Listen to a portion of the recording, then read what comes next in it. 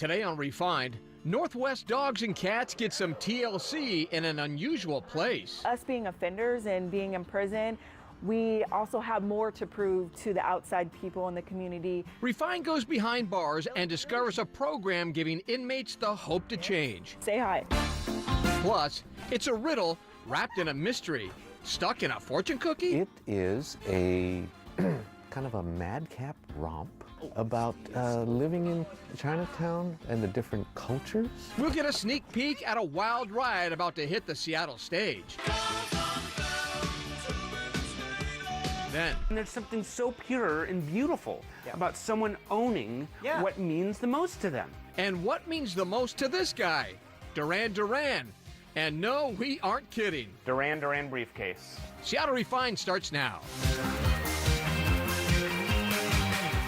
Hey everybody, welcome to Seattle Refined. I'm Gard Swanson. Well, if you watch our show, you know that we have a passion for pets. We try to help rescue shelters find forever homes for furry friends.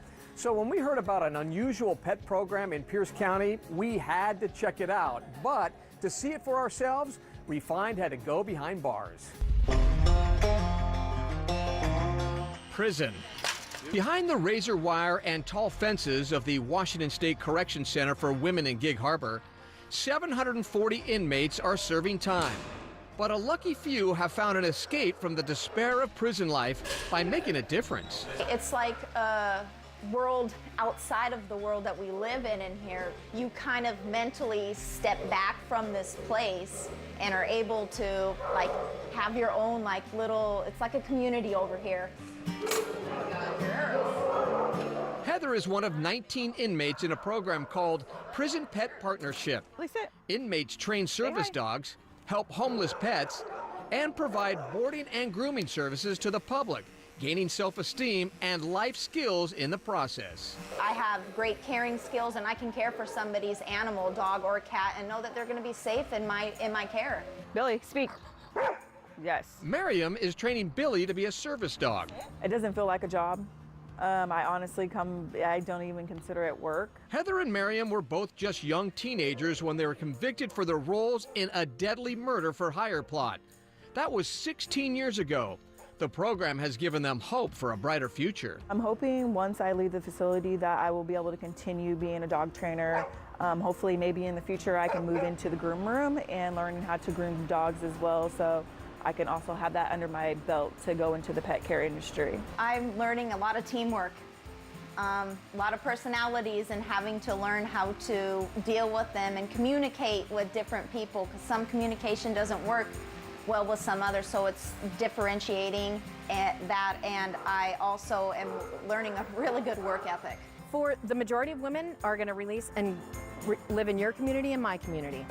It's so important that people have job skills, have a focus, have something to do when they get out so that they're not reoffending. Good girl, mama. Inmates like Miriam are with their future service animals all day, every day, even in their cells, teaching basic obedience and skills these dogs will need to help their future owners with disabilities. I know. Miriam cherishes every moment, even though she'll eventually have to give Billy away to a new owner in need. Dogs are just so sweet. Like, they are so in tune with your emotion. They don't care. They don't judge. They're so forgiving. They're consistent. They're fun. I mean, they're just like the best companion. The women put so much into these dogs, and then to watch them give that dog away is just phenomenal to watch. And, you know, we're all crying, and it just reminds us why we're here every day. From start to finish, it takes dedication to be a part of this program. And there's a waiting list over a year long to get in. They have to stay out of trouble, so they have to maintain good behavior before they work here and while they work here. They have to take an initial pet care class and pass the final exam with a score of 85% or higher in order to be on the waiting list to be employed here.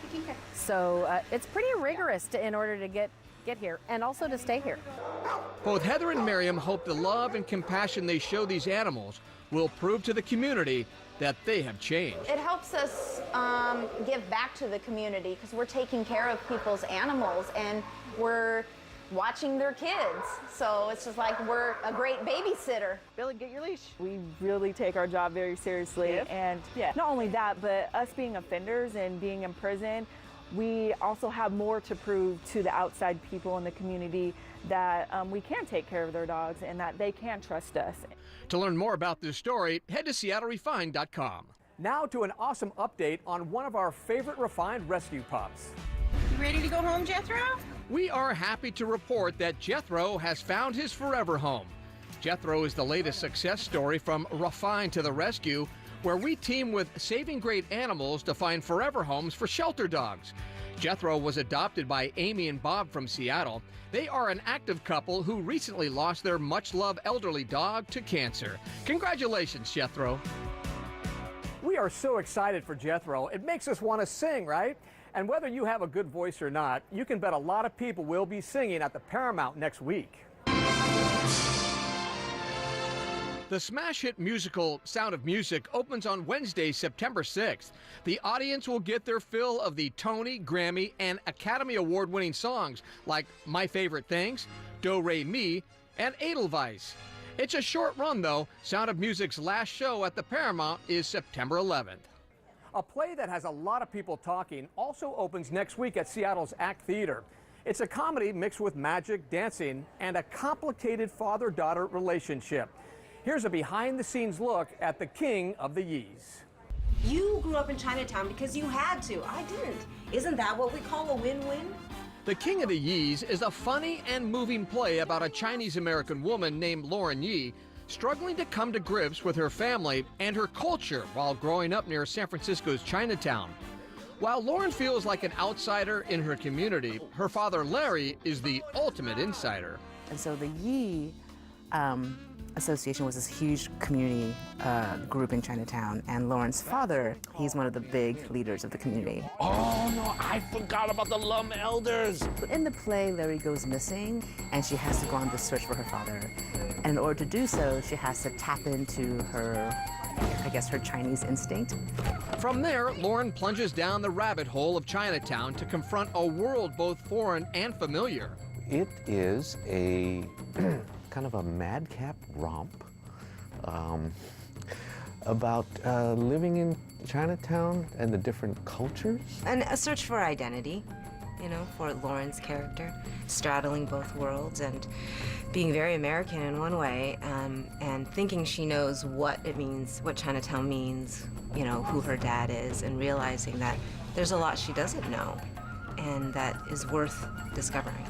Staged in Axe Allen Theater, the play will transport audiences to a place full of surprises and even falling fortune cookies. Well, there's sort of part of this ritual. It's called a buy that I have to go through, an odyssey, in order to find my dad. And the fortune cookies play into that and help tell me what 3 things I need to get.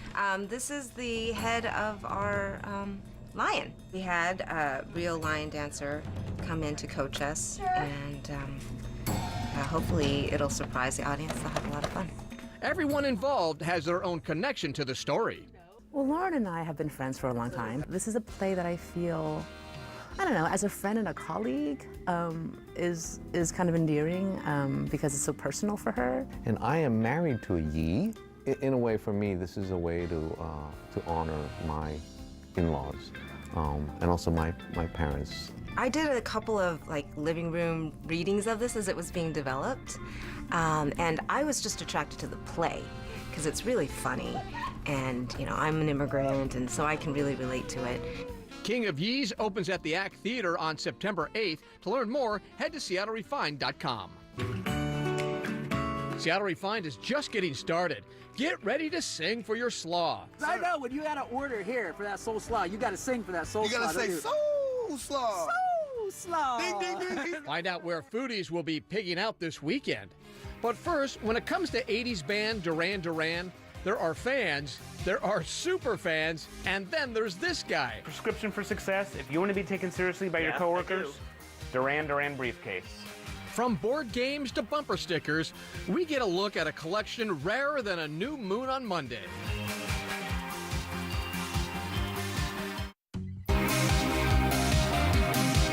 Welcome back to Refined. I'm Gard Swanson. You know what? I like a lot of music genres, but I really love the 80s, from Hall & Oates to Huey Lewis and the News. But if you ask anyone about the top 80s band, I bet two words come to mind: Duran Duran.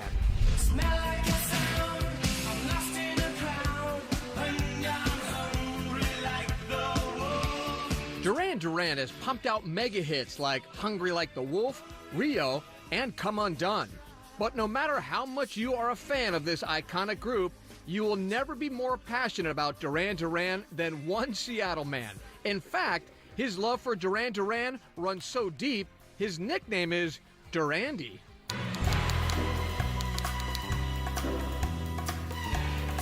I'm on my way to visit a treasure trove, to some worth more than gold.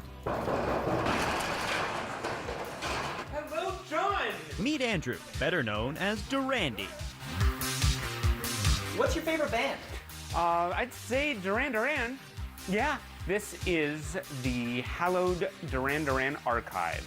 This houses 3 decades of my efforts to document and preserve and celebrate Duran Duran's career. Rio, I mean, everybody knows Rio. Her name is Rio. Durandy says there just isn't another band out there with the same energy, creativity, and sound as Duran Duran. So he's dedicated the last 30 years of his life to collecting everything Duran Duran. Socks, 3D glasses, pencil cases, even Duran Duran batteries.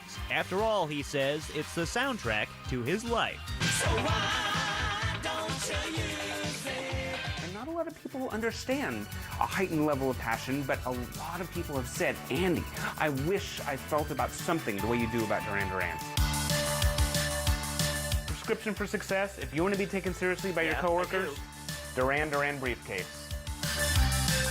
This is one of 3 satin tour jackets that I have. This is a Milton Bradley board game. This is a platinum sales certification record. This commemorates 300,000 copies of the band's debut album. This platinum album may be the shiniest item in his collection, but Durandy says the beating heart of the archive is the concert posters. Thousands of them, preserved in mint condition. There's paper memorabilia in all formats.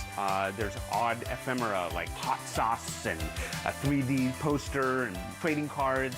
I have met the band several times. This is my 2nd book called The Music Between Us, Concert Ads of Duran Duran. And I presented it to the band and the band signed it. And John Taylor wrote, "To Durandy, the keeper of the paper flame."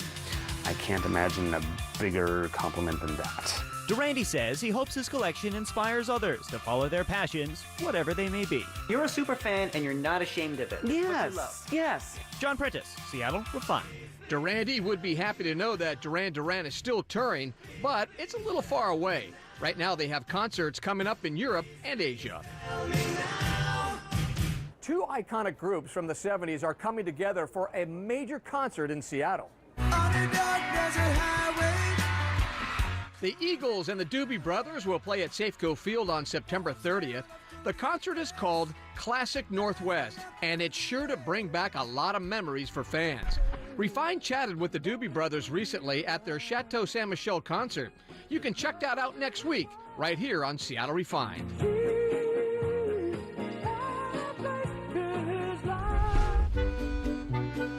Coming up, a story that's really cheesy, and believe us, that's a good thing.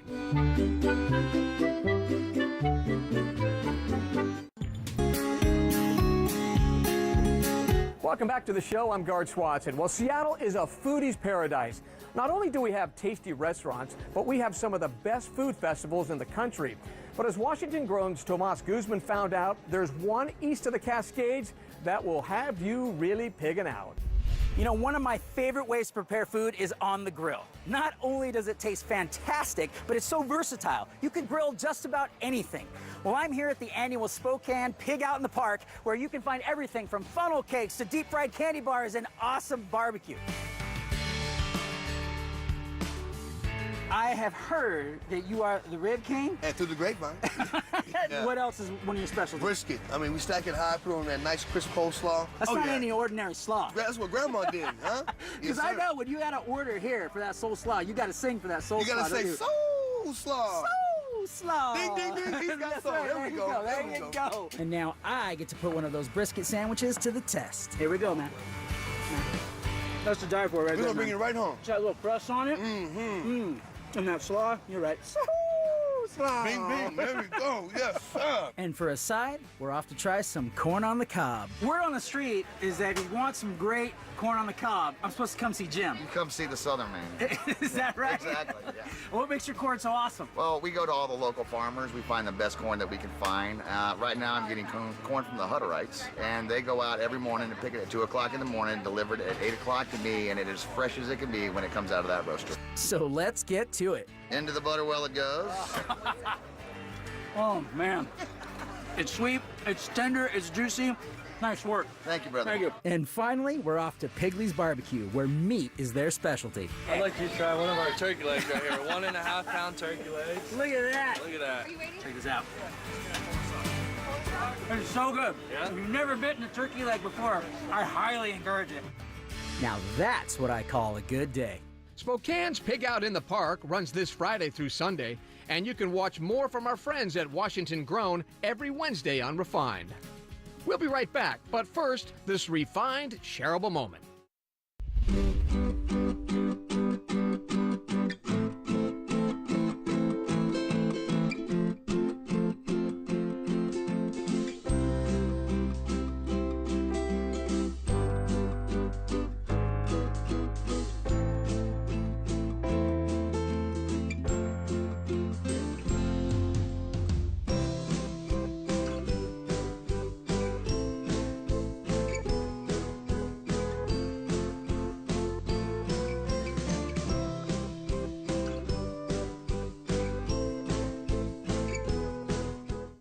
Attention. Welcome back to the show. You know, someone once said everything is better with cheese. All right, maybe I say that, but if you don't believe me, check this out. You are looking at melted raclette on tater tots. This made our mouths water at Refined. And thanks to our friends at Fire and Scrape in Seattle, there's more where that came from. See right in here, it's starting to bubble. But once this starts to melt, it just starts to smell beautiful. If you love melted cheese and don't know about raclette, it's time to get informed. It's a Swiss tradition from the late 1200s, and they literally would melt cheese at the fire and serve it over a different set of all sorts of foods. Beth Ringland and David Pyle may be the cheese saviors of Seattle.